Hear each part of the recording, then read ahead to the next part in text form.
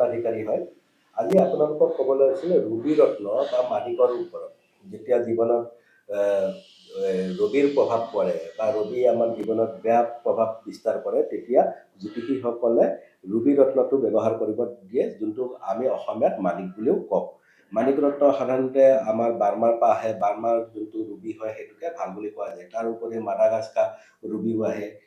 এইবিলাক ৰুবি বিভিন্ন জেগাৰ পৰা আহে, কিন্তু যদি ৰুবি ৰত্নটো হিটেড হয়, ট্ৰিটেড হয়, তেতিয়া তাৰ সম্পূৰ্ণ ফল নাপায়। যদি অৰিজিনেল মাইনিং ৰুবি হয় তেতিয়া জীৱনত তাৰ প্ৰভাৱ ভালকে পেলায় বা আমি তাৰ সুফল পাওঁ। ৰুবি ৰত্নৰ যেতিয়া আমি পৰিধান কৰোঁ, তেতিয়া চাব লাগিব যে ৰুবি ৰত্নৰ কালাৰটো কি। যোনটো অল্ড বাৰ্মিছ ৰুবি বুলি কয়, বাৰ্মাৰ যোনটো অল্ড বাৰ্মাৰ ৰুবি থাকে, তাৰ কালাৰটো সদায় লাইট হ'ব, কিন্তু ইমান লাইট নহয় যে আপোনালোকে চকুৰে মনিব নোৱাৰিব, বা চকুৰ ৰঙা ৰংটোৰ সলনি অলপ হালধীয়া য়েল্লোলাইজ এটা কালাৰ আহে।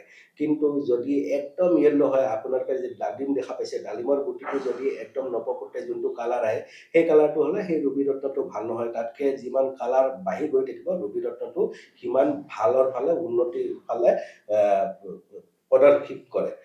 গতিকে আপোনালোকে গৈ পেলাই লেবত সদায় টেষ্ট কৰি ল'ব যে ৰুবি ৰত্নটোৰ কিমান ভাল কিমান বেয়া, সেইটো মাইনিং হয় নে নহয়, সেই গোটেইখিনি টেষ্ট কৰি পেলাইহে আপোনালোকে ৰুবি ৰত্নটো পিন্ধিব, তেতিয়া ভাল ফল প্ৰদান কৰিব। ধন্যবাদ।